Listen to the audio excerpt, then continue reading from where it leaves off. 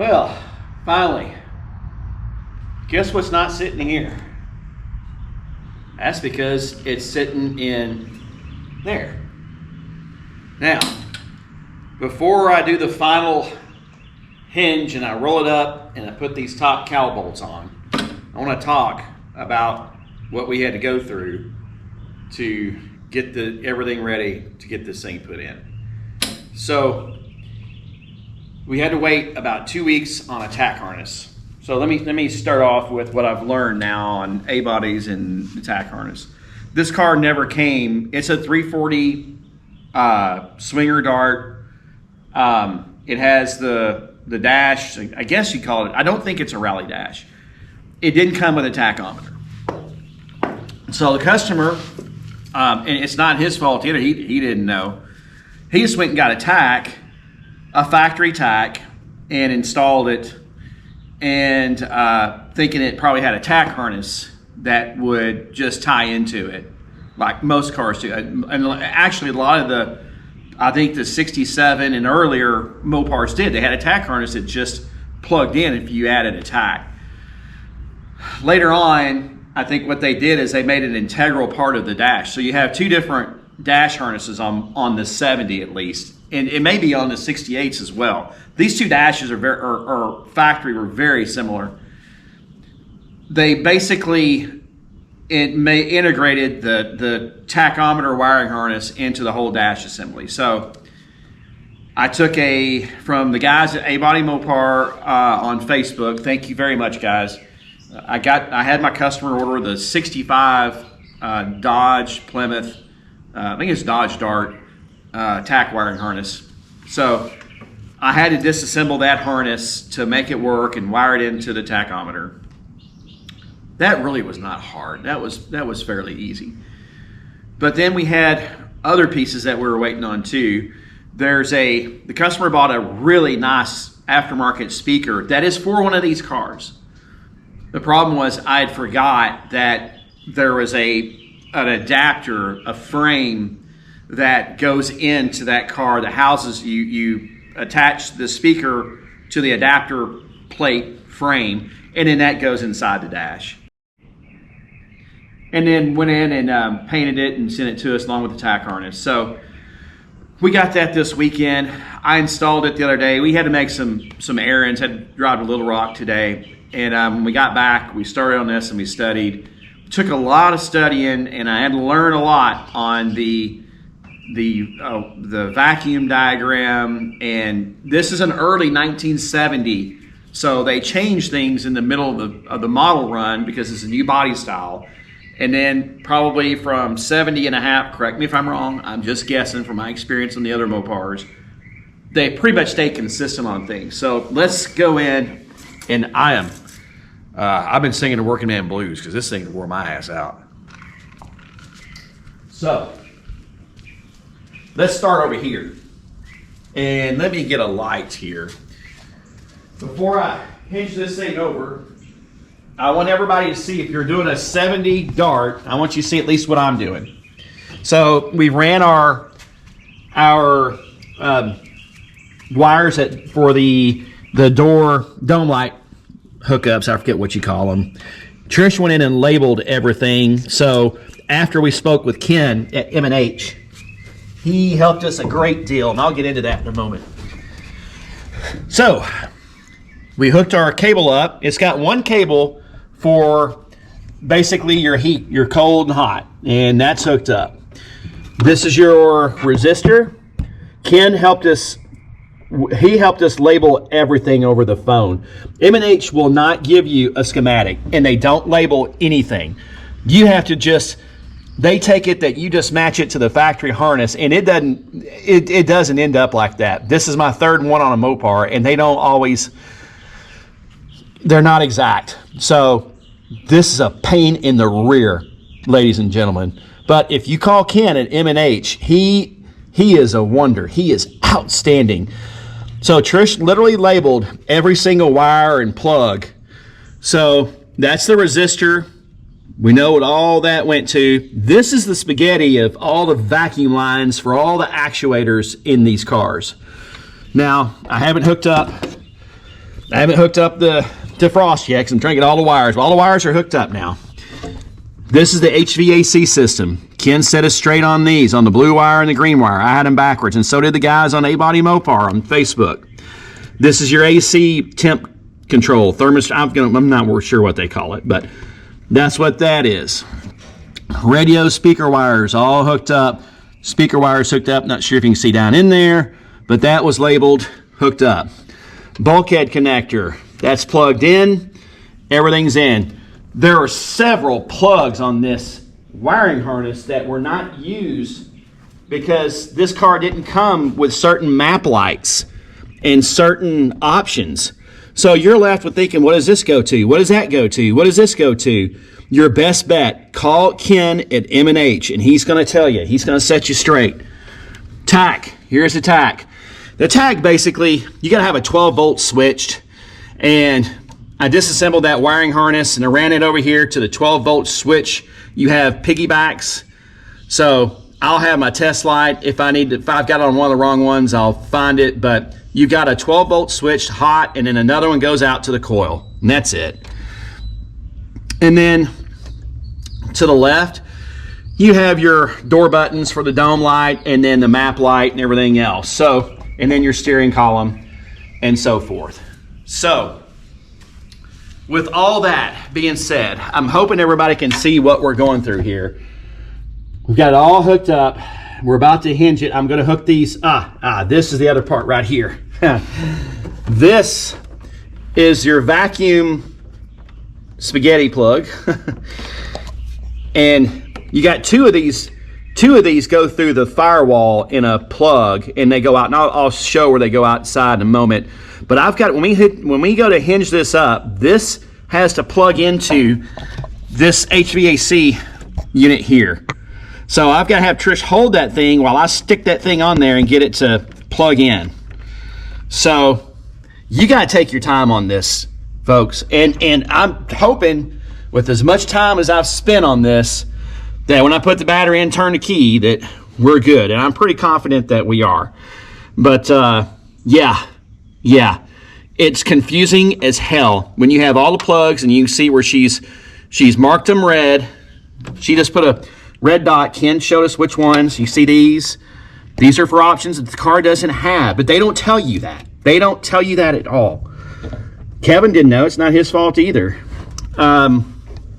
So this is another one here. So now, before I get ready, we're going to do another video once it's plugged in. This is going to be part one of this video. Now, here's another part. Shop manual does not tell you. You just got to get to where you ask other people. So the two vacuum lines that are coming through that go to the HVAC, I'm 99% sure that on the 340, probably 318 also, small block, there's a vacuum tree that goes here. And that's what's going to provide the vacuum to the whole system. There's going to be another one that's going to come out. And I need to know from my friends, do I use this vacuum pod? Does this vacuum reservoir use with this unit? Because you can see how the holes are spaced. I don't have a place for two holes for this. There's one hole here. I'm thinking that maybe this unit was, there's another unit that just has one leg, but I'm thinking that it had a unit like this, and you had an in and out, and then you have an in and out for the pod. I'll get to that once we get this thing fired up and I start messing with the HVAC. But now here's another thing on this M&H wiring harness.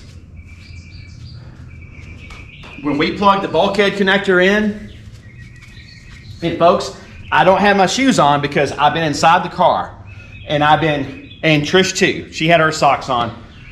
We got to take our shoes off because you're clumsy with your shoes on when you're doing this. So clean socks. These damn things here, the blades don't line up, and I had hell getting the blades for these things to plug into the bulkhead connector. So I'm pretty sure now they finally clicked and went in, but before you go trying to force them in, you got to watch the little blades on these parts because they'll bend over one way or the other. And it's a pain in the, I'm sorry, but it's a pain in the ass. M&H makes good stuff, yeah, but they can do better than this, in my opinion. This is, when I did the Charger, it has an M&H.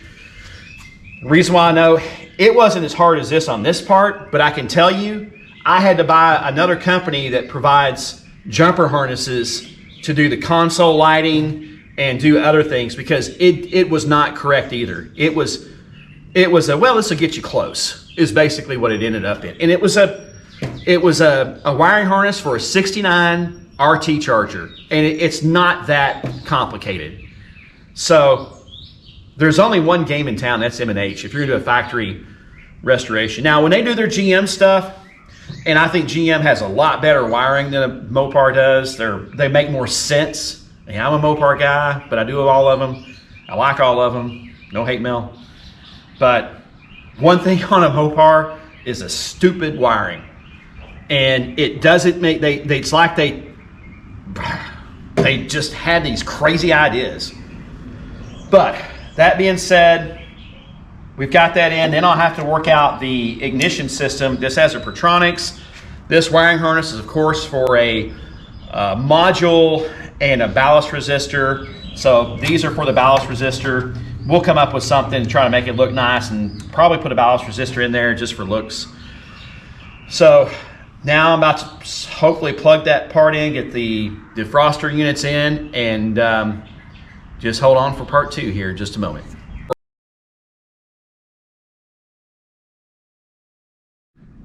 So I would say probably about maybe 30 expletives later and another hour and a half later, it's in.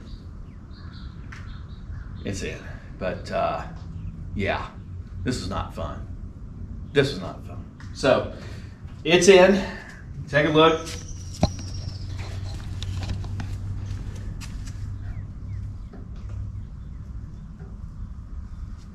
Everything that plugged in went by extremely easy. The wiring there was pretty much a cinch, except for the bulkhead connector I talked about previously. But the dash, 2 things. We had to fight the dash to come back up, and I'm so glad I did it. I ended up buying, I don't know what the company's from, but I bought all brand new nuts. I've got what kind of nuts. They're anchor nuts, I think, that go in the slots. And I ordered all the factory screws from the same company. I thought I had in the hardware kit the right ones. I did not, and now I know why. These are pointed fasteners, so they kind of self-align. The other ones I couldn't get it to. We couldn't get the thing to come forward enough. It was hitting on the harness, and the tack is extremely close to the steering wheel box, the steering wheel well, I guess you call it, that houses the clutch assembly, the pedal assembly, basically your whole pedal assembly, that cage. So I routed it just like where the wiring harness goes in all of the brackets, but I believe that if I remember correctly, that car, the CUDA, had the wiring harness fuse box went through the middle of that, is what I think I remember that correctly. But this one looks like it holds it in the dash assembly. Anyway, after 4 or 5 times of trying to get this thing connected, it finally went in. Then there was no way to hook up the HVAC hose connector. There's just no room. It wasn't long enough. So after taking it off, after one of these stupid little nuts stripped, taking off, one last time I had Trish hold the dash up as far as possible, and I finally got the connector on the HVAC. Here's my tip: if you're going to do one of these and you've got that HVAC vacuum fitting, make sure you've got plenty of slack. I'm sure the factory did. For some reason, this thing was not long enough. But make sure you've got plenty of slack, because once it's in there, it's up above the radio. It's up where you can't see it anywhere. And it's a pain in the ass. I'm just going to say it's a pain in the ass. But she got it up close enough where I could finally get it to clip on. And it's on. And then I said, hold up, hold on. Hold what you got. I got the bolts, and it's cinched in there now. So dash is done. It's in. So next week, this coming Friday and Saturday, I believe, Mopar Joe and his brother Drew are coming up, put side glass, quarter glass in. So we are making headway again. It's been a couple weeks since I've posted any videos, and the reason why is because I'm just waiting on parts, waiting on tons of parts. So I've got to figure out the rest. I've got to get the vacuum tree for the engine and figure out the routing for all the vacuum lines that go to the pod for the heater control valve. But yeah, it's there. It's amazing. When they went to 1970, in my opinion, they really did a lot of BS stuff to the HVAC system that they didn't need to do. The pre-70 stuff to me is so much simpler and works better. My experience on these pods is they're hard to find, and I'm surprised Kevin found it. He did, and he's got the company that has them, but the parts are just too hard to find for that stuff. The pre-70 stuff is just so much easier. It may be more archaic, but it worked. So anyway, I'm hoping you folks that are, if you're restoring a 1970 A-body Mopar and you're doing the dash, you're doing the whole car, I hope this helps. I like getting back to building engines and not restoring cars. But anyway, great progress, and I hope everybody has a good weekend.